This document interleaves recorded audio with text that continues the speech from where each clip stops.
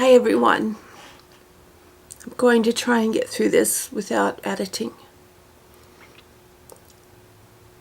It's now 12:20 Pacific Time, Friday, October 8th.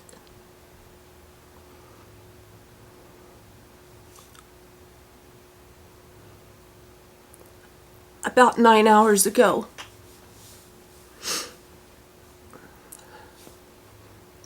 I was awakened by a loud knocking at the door and my service dog going crazy.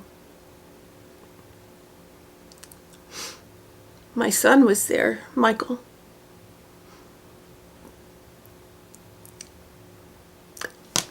And I knew what they were going to say. I guess I should say Michael said, "Mom, there are 2 police here to speak to you." Everyone knows what that means. I know people will question why I'm doing this right now. But the truth is, I'm doing it for the moms that have been with me, the families that have been with me on this journey with my son Joshua.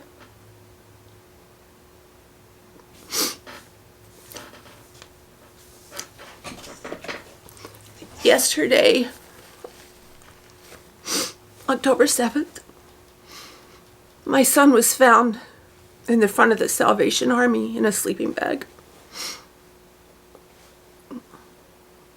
And he was taken to the morgue.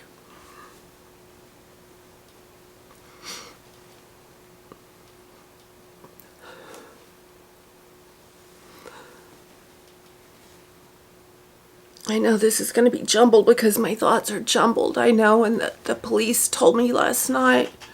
I came up the stairs and I saw them and they said, "Ma'am, you need to sit down, you need to sit down." It's like, I don't need to sit down. I know what you're going to tell me. How did it happen?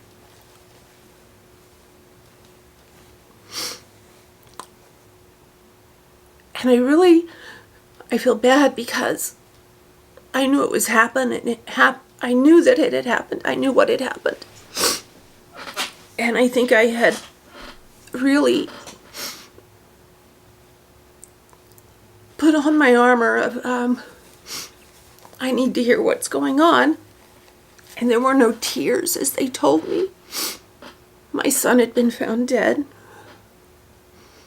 11 o'clock yesterday morning.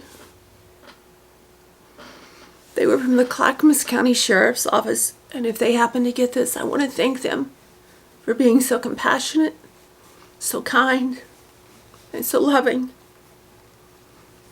to the mother of whom many would consider nothing but a drug addict. My son was much more than a drug addict, as you know. He was a drug addict because of his mental illnesses, his autism, his bipolar, and his paranoid schizophrenia. The last video, and I'll link it, the time I saw him, I knew it would be close. And I prayed that day for God to take him quietly, without pain, and very quickly. Which it appears happened. We don't have toxicology back. We're not quite sure what he was using. He was not known to use heroin. But in the streets, you never know what you're going to get. I think the most disturbing thing was when I spoke with the medical examiner as soon as the police left. Deputy Anderson, thank you. Thank you. Well, I spoke with the medical examiner and Joshua was found at 10:52 a.m. in front of the Salvation Army downtown in a yellow sleeping bag. He had last been seen the day before in that sleeping bag but no one disturbed him.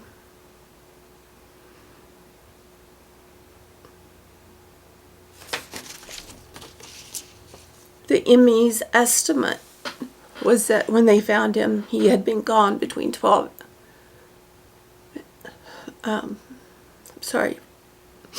he had been gone between 24 and 36 hours. It's going to take weeks for the toxicology to come back. I'm not really sure what to do at this point. But I do know I'm going to bring him home. And I'm going to keep him with me. My message to you other parents in this situation is don't give up. Keep trying. I don't want you to have to do what I did. Although I am very happy Joshua is no longer in pain.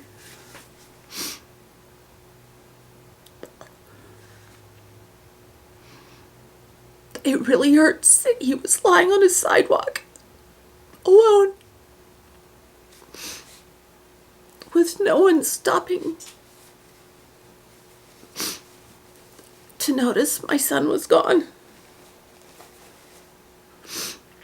I'll never forget the look on Michael's face when he came down and said, "Mom, they need to speak with you." Or the feeling when I was walking up the stairs. The looks on the faces of the deputies. You know when two deputies show up at your house in the middle of the night, what they're going to say. Especially if you're in our situation. And I'm using that as a collective hour because so many of you, I get messages almost daily. Either emails, comments, Facebook messages from parents experiencing the same thing. My son didn't die of an overdose. He didn't die of paranoid schizophrenia, bipolar, or autism. He died from a system that let him down. The medical examiner was looking at his file as she spoke with me.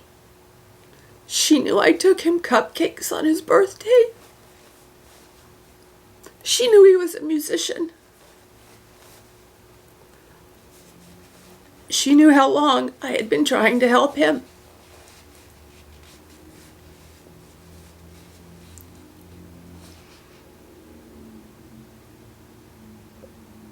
I hope that you all can fight harder than I did.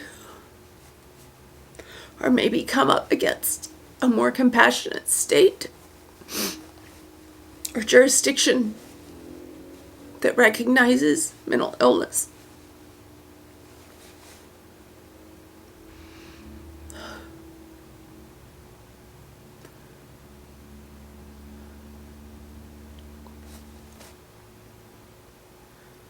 I don't really know what else to say right now. Thank you for every message you've sent me over the past 9 years regarding my son. Thank you for every comment you've left regarding Joshua.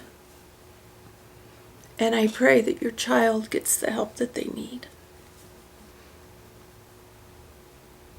I don't want you having to experience what I have. I'm going to try and link Joshua's music into this video. I don't know if YouTube is going to strike me or not.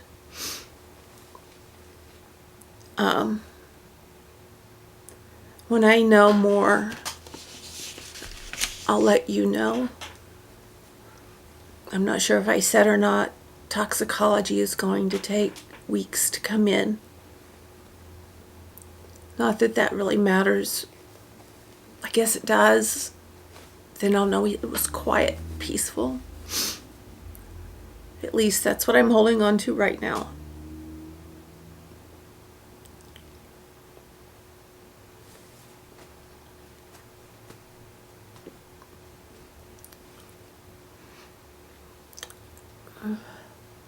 as a parent of an adopted child,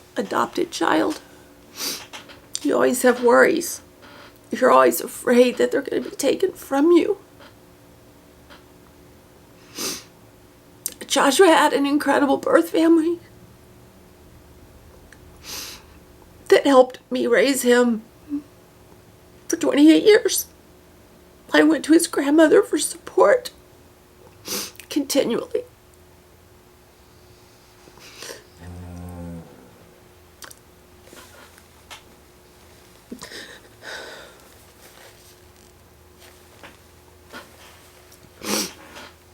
No makeup on because I knew I'd be crying. I've been able to pretty much hold it together until I heard back from my aunt.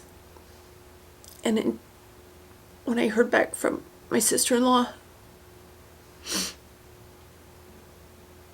my niece is losing it right now. She and Joshua were close. She loved him so much, and I'm so thankful for her. I'm so thankful for her mother and everyone that's offered their condolences on Facebook. But I knew I had to reach the people outside of Facebook that know the story. Because as I said, I continually get questions, comments, and messages from people going through the same thing we've gone through. So right now I'm going to go.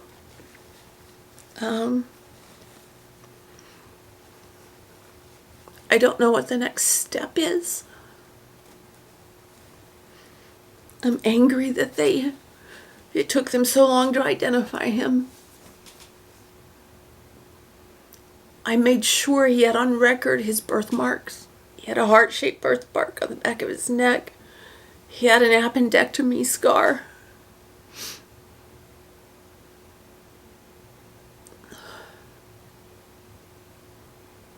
But it took them 12 hours, I guess, or more to ID him.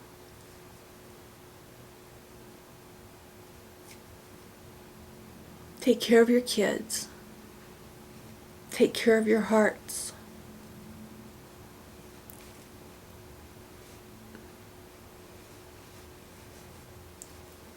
You know, I feel I didn't do enough for Joshua yet. I know I did. I did everything. He was in therapy weekly, sometimes more than once a week, with highly specialized doctors. But paranoid schizophrenia is something I think Joshua could have survived had he not had paranoid schizophrenia. It's an animal of its own.